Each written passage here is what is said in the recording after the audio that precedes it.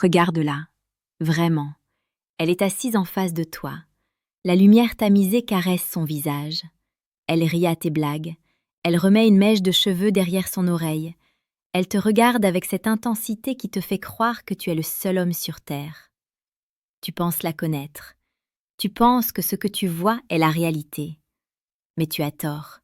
Ce que tu vois, c'est la persona. C'est le masque social qu'elle porte pour naviguer dans le monde, pour être aimée, pour être acceptée. C'est une construction, une illusion. Et tant que tu parles à ce masque, tu ne parles à personne. Tu es amoureux d'un reflet. Mais il existe un moment, une brèche dans l'armure, où la vérité remonte à la surface. Un moment où le contrôle lâche prise. Les Romains avaient un adage, in vino veritas. Dans le vin, la vérité. L'alcool, consommé avec modération mais suffisance, agit comme un solvant sur le vernis social. Il endort le gardien de la porte, ce censeur interne qui filtre chaque pensée avant qu'elle ne devienne une parole. Lorsque l'esprit s'embrume légèrement, l'âme, elle, se met à crier. Carl Jung, le célèbre psychanalyste suisse, parlait de l'ombre. Cette partie cachée de nous-mêmes, composée de nos désirs refoulés, de nos peurs inavouables et de notre véritable nature sauvage. Ce soir, nous allons inviter son ombre à table. Comme le disait le grand stoïcien Sénèque, l'ivresse n'est rien d'autre qu'une folie volontaire. Elle met à nu les vices cachés. L'homme ivre ne tient pas ses paroles, mais ses paroles tiennent son essence. Tu veux savoir si cette femme est celle qui bâtira un empire avec toi ou celle qui le détruira? Tu veux savoir si son cœur est pur ou s'il est rempli de fantômes du passé? Alors, lors de votre prochain rendez-vous, quand les verres seront vides et que les pupilles seront dilatées, pose-lui ces 6 questions. Ne les pose pas comme un interrogatoire, pose-les avec amour, avec curiosité, droit dans les yeux. Écoute bien ce qui va suivre. Ce script n'est pas un jeu, c'est une arme de discernement massif. 1. La question de l'enfance, l'origine du mythe. Avant d'entrer dans le vif du sujet, comprends ceci. La plupart des hommes posent des questions logistiques. Tu fais quoi dans la vie? Tu habites où? C'est ennuyeux, c'est superficiel. Pour toucher l'âme, tu dois contourner la logique. L'alcool a déjà commencé son travail. Elle est détendue. C'est le moment de la première question. Question numéro 1. Quel est le souvenir de ton enfance qui te fait pleurer, non pas de tristesse, mais de nostalgie? Pourquoi cette question est puissante? Parce qu'elle ne demande pas un fait, elle demande une émotion. Sous l'effet de l'alcool, la barrière émotionnelle est plus fine. Si elle te répond avec une histoire matérielle, « Je me souviens quand j'ai eu ma première voiture » ou « Quand on allait dans des hôtels de luxe », sois vigilant. Tu as peut-être affaire à quelqu'un qui associe l'amour à la possession, au statut. Mais si elle te parle d'un moment simple, l'odeur de la pluie dans la maison de sa grand-mère, la sensation de sécurité quand son père la portait au lit, là, tu touches à son noyau de sécurité. Analyse psychologique. Jung dirait que tu cherches ici l'archétype de l'innocence. Tu veux savoir ce qu'elle a perdu et ce qu'elle cherche désespérément à retrouver à travers toi. Si elle te partage ce souvenir avec émotion, elle te donne la clé de son enfant intérieur. C'est le premier pas vers une intimité réelle. Si tu veux comprendre comment décrypter ces signaux et ne plus jamais être manipulé par les apparences, je t'invite dès maintenant à rejoindre l'élite. N'oublie pas de t'abonner à la chaîne YouTube Amour Stoïque. Nous y publions chaque jour les analyses les plus pointues sur la dynamique homme-femme et la psychologie de la séduction. Ne reste pas dans l'ignorance. 2. Le test du reflet, l'autocritique. Le vin coule, la conversation devient plus fluide, elle se sent en confiance. Il est temps de voir comment elle se perçoit réellement, loin des filtres Instagram et de la validation sociale. Question numéro 2. Si tu pouvais changer une seule chose dans ton passé, non pas une circonstance, mais une décision que tu as prise, laquelle serait-ce? Écoute le silence qui va suivre cette question. Ici, nous testons 2 choses cruciales, la responsabilité et le regret. Une femme toxique ou narcissique te répondra souvent « Je ne regrette rien, tout m'a rendue plus forte » ou elle blâmera quelqu'un d'autre. Je regrette d'avoir fait confiance à mon ex. C'est un drapeau rouge. C'est le signe d'une incapacité à l'introspection. Sous l'alcool, l'ego devrait être moins défensif. Si elle continue à se protéger, c'est que son armure est impénétrable. La femme de valeur, celle qui a une âme stoïque, te dira peut-être « Je regrette d'avoir été méchante avec ma sœur quand j'avais 15 ans » ou « Je regrette d'avoir abandonné le piano par paresse ». Elle avoue une faute, elle montre sa vulnérabilité. Dans la séduction, la vraie puissance n'est pas la perfection, c'est la capacité à assumer ses imperfections. Si elle est capable de t'avouer une faiblesse sous l'influence de l'alcool, cela signifie qu'elle te fait confiance. Elle te remet une arme contre elle. Ne l'utilise jamais, mais sache qu'elle te l'a donnée. Laissez-moi un commentaire maintenant. Selon vous, est-il possible d'aimer quelqu'un sans connaître ses plus grands regrets? Écrivez oui ou non dans les commentaires. Je veux voir combien d'entre vous sont réalistes sur l'amour. 3. La vision de l'homme. L'animus. Nous entrons maintenant dans les eaux profondes. Carl Jung parlait de l'animus, la part masculine dans l'inconscient de la femme. Cette image interne dicte vers quel type d'homme elle est attirée. Souvent, cette image est forgée par la figure paternelle, en bien ou en mal. Question numéro 3. Quand tu regardes ton père, qu'est-ce que tu vois que tu ne voudrais jamais retrouver chez ton mari? C'est une question brutale, c'est une question chirurgicale. L'alcool va désinhiber sa loyauté familiale. Si elle te dit « mon père est parfait », elle ment ou elle est dans l'illusion. Si elle te déverse une haine viscérale, attention. Une femme qui n'a pas guéri sa relation avec son père, même s'il était imparfait, projettera cette colère sur toi tôt ou tard. Tu paieras pour les crimes d'un autre homme. Ce que tu cherches, c'est la nuance. J'aime mon père, mais il était trop absent par le travail.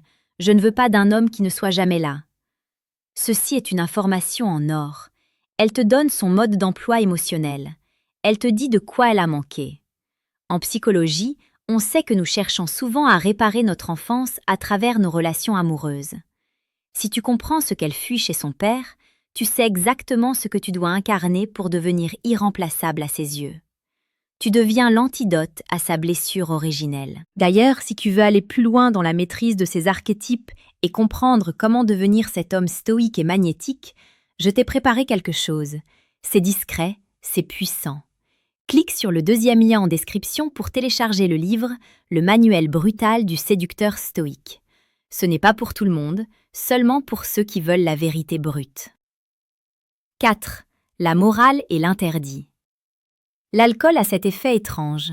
Il dissout la morale sociale. Il nous rapproche de nos instincts primaires.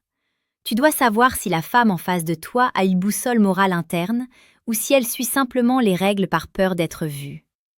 Question numéro 4.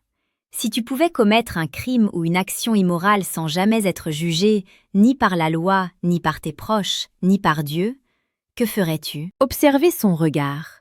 Brille-t-il d'excitation? Si elle répond « Je volerai une banque » ou « Je me vengerai de telle personne », tu vois son ombre à l'œuvre. Tu vois sa cupidité ou sa rancune. Si elle répond quelque chose de sexuel ou de passionnel, tu découvres sa nature dionysiaque. Mais attention à la réponse. Je tromperai mon partenaire juste pour voir ce que ça fait. Sous l'alcool, c'est souvent là que la vérité éclate. Beaucoup de gens sont fidèles uniquement par peur des conséquences, pas par conviction. Si vous retirez la conséquence, dans l'hypothèse de la question, vous voyez la vraie nature de leur loyauté. C'est ici que tu dois être un observateur stoïque. Ne juge pas, écoute, analyse. Comme Marc Aurèle le disait, observe les choses telles qu'elles sont, dépouillées de leur écorce. Si elle avoue qu'elle serait capable du pire si elle était invisible, tu sais maintenant que sa vertu n'est que circonstancielle. 5. La définition de l'amour. L'attente. La soirée avance. L'intimité est à son comble. Tu as exploré son passé, ses regrets, sa morale. Il est temps de parler de vous, indirectement. Il est temps de parler de l'amour avec un grand A.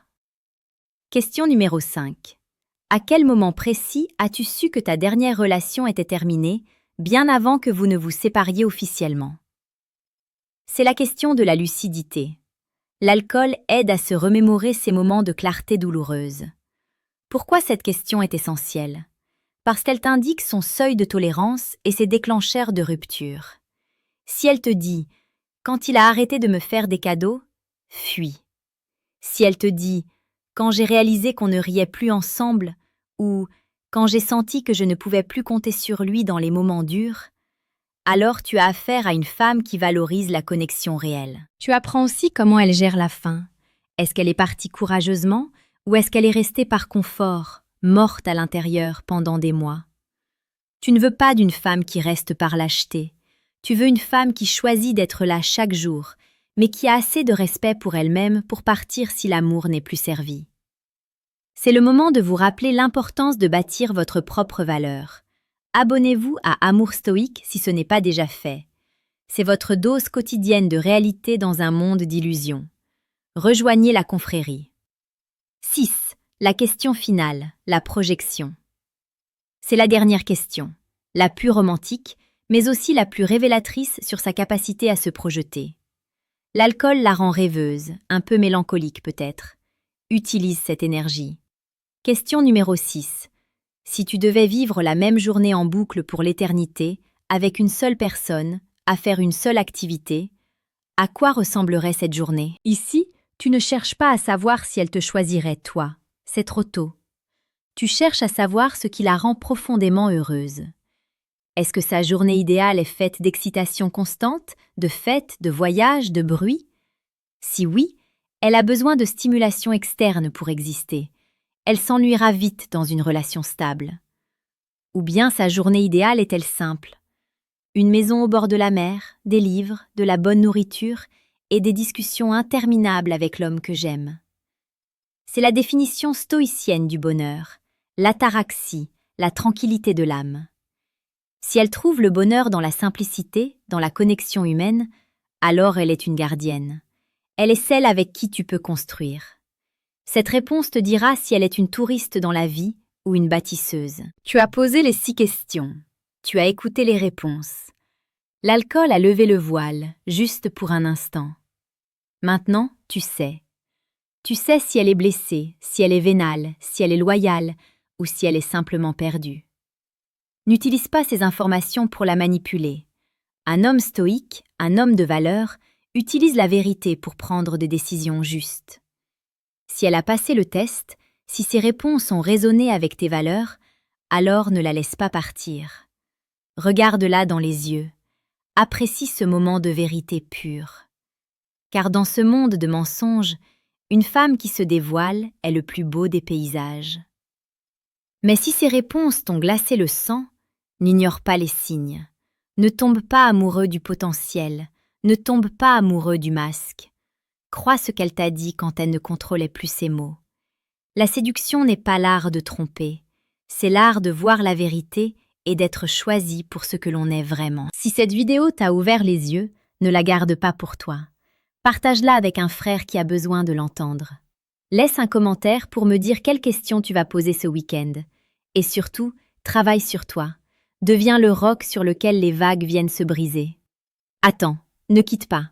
Poser les questions est la partie facile. N'importe qui peut lire une liste. Ce qui différencie un homme lambda d'un séducteur stoïque, c'est sa réaction aux réponses.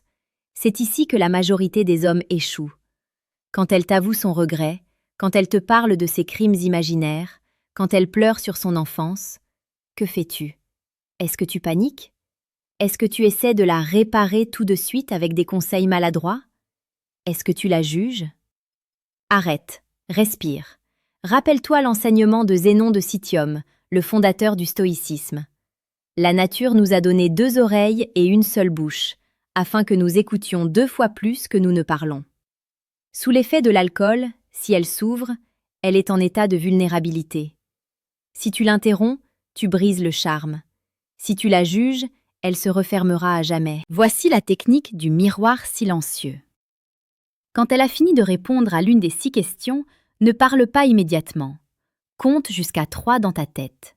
Regarde-la fixement, avec bienveillance, mais sans sourire bêtement. Juste une présence intense. Ce silence crée une tension sexuelle et émotionnelle insoutenable. Souvent, gênée par ce silence et l'alcool aidant, elle va continuer à parler. Elle va approfondir sa pensée. Elle va te donner la vraie version, celle qu'elle cachait sous la première réponse. C'est dans ce silence que tu deviens son sanctuaire. Les femmes ne cherchent pas un héros qui parle fort, elles cherchent un roc contre lequel elles peuvent s'appuyer quand la tempête émotionnelle se lève. Sois ce roc. 8. Le décryptage du non-verbal. Le corps ne ment pas. Les mots peuvent mentir, surtout ceux d'une femme intelligente qui sait ce que tu veux entendre. Mais le corps est un traître, et l'alcool le rend encore plus bavard. Pendant qu'elle répond à tes questions, oublie ce que disent ses lèvres un instant. Regarde ce que fait son corps. Le test du verre. Observe comment elle tient son verre pendant qu'elle te parle de sujets intimes. Si elle place le verre entre vous deux, comme une barrière, juste après une question difficile, c'est qu'elle se protège. Elle te cache quelque chose. Elle n'est pas encore conquise. Si au contraire, elle écarte les objets sur la table, si elle se penche vers toi, si elle expose son cou ou ses poignets, zone de vulnérabilité vitale, alors son inconscient te dit « Je suis à toi, je me rends ». Le regard triangulaire. C'est une technique de manipulation psychologique douce. Pendant qu'elle parle, fais voyager ton regard. Œil gauche, œil droit, lèvres. Si elle maintient ce contact pendant qu'elle te raconte ses secrets, c'est que l'attraction est validée. Mais attention, si elle regarde en haut à droite quand tu lui demandes ce qu'elle ferait si elle ne pouvait pas être jugée, question numéro 4, la psychologie comportementale suggère qu'elle est en train de construire une image, donc de mentir. Si elle regarde en bas à gauche, elle dialogue avec elle-même, elle cherche un souvenir émotionnel réel. Tu dois devenir un expert de ces signaux. C'est la différence entre être un joueur et être le maître du jeu. Si tu veux apprendre à lire les femmes comme des livres ouverts, c'est exactement ce que nous enseignons sur la chaîne Amour Stoïque. Chaque vidéo est une leçon que l'école ne t'apprendra jamais. Abonne-toi maintenant et active la cloche. Ne laisse pas le hasard dicter ta vie sentimentale. 9. La gestion du lendemain. La cohérence. La soirée se termine. Les questions ont été posées, les réponses ont été données. L'alcool s'évapore. Mais le test ultime arrive le lendemain matin. Comme le disait Épictète, ce qui trouble les hommes, ce ne sont pas les choses, mais les jugements qu'ils portent sur les choses. Le lendemain, elle aura peut-être honte. On appelle cela la gueule de bois morale. Elle se souviendra qu'elle t'a trop parlé, qu'elle t'a dit des choses sur son père, sur ses regrets, sur ses fantasmes. Elle va avoir peur. Peur que tu utilises cela contre elle. Peur d'avoir perdu son mystère. C'est là que tu dois agir avec la précision d'un chirurgien. Ne lui envoie pas un message lourd du type « c'était intense hier ». Non. Envoie-lui un message qui valide la connexion sans appuyer sur la blessure. Quelque chose comme « j'ai apprécié ton honnêteté hier, c'est rare, repose-toi bien ». Court, stoïque, valideur. Tu lui dis « j'ai tout entendu et je suis toujours là. Je ne fuis pas ». Si après cette soirée de vérité, elle devient distante, c'est qu'elle n'est pas prête pour un homme de ta trempe. Elle a peur de la réalité. Laisse-la partir. Mais si elle revient vers toi, elle reviendra plus forte, plus attachée, parce que tu es le seul à qui elle a montré son ombre et qui ne l'a pas rejeté. Tu as créé un lien que des années de discussions superficielles sur la météo n'auraient jamais pu tisser. 10. L'appel à l'action ultime. Devenir l'homme du livre. Nous arrivons à la fin de cette transmission. Tu as maintenant les 6 questions. Tu as la psychologie, tu as la technique, mais pose-toi cette question à toi-même. Es-tu assez solide pour entendre les réponses? Es-tu assez confiant pour supporter le regard d'une femme qui te teste? Car une femme de haute valeur sentira ta faiblesse. Si tu poses ces questions avec une voix tremblante, tu passeras pour un enfant qui joue avec le feu. Tu dois incarner cette force. Tu dois incarner le stoïcisme, non pas comme une philosophie poussiéreuse, mais comme une armure virile face au chaos moderne. Si tu sens qu'il te manque encore cette assurance inébranlable, si tu sens que tu te fais souvent friendzoner ou manipuler parce que tu es trop gentil, il est temps de passer au niveau supérieur. J'ai condensé des années d'analyse, de psychologie évolutionniste et de philosophie antique dans un ouvrage. Ce n'est pas un livre de romance, c'est un manuel de guerre pour le cœur masculin. Il t'apprendra à dominer tes émotions, à décoder celles des femmes et à devenir l'homme qu'elles désirent biologiquement, pas celui qu'elles disent vouloir politiquement. Clique sur le deuxième lien en description maintenant. Télécharge le manuel brutal du séducteur stoïque. Lis-le ce soir, applique-le demain et regarde ton monde changer. N'oublie pas, la connaissance ne vaut rien sans l'action. Socrate disait « Connais-toi toi-même ». Moi je te dis « Connais-la » et tu sauras si elle mérite de marcher à tes côtés. Abonne-toi à la chaîne Amour Stoïque. Laisse un like si cette vidéo t'a apporté de la valeur. Dis-moi en commentaire « Je suis prêt ». C'est à toi de jouer. Force et honneur.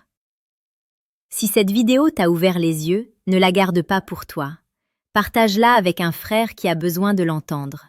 Laisse un commentaire pour me dire quelles questions tu vas poser ce week-end. Et surtout, travaille sur toi. Deviens le roc sur lequel les vagues viennent se briser.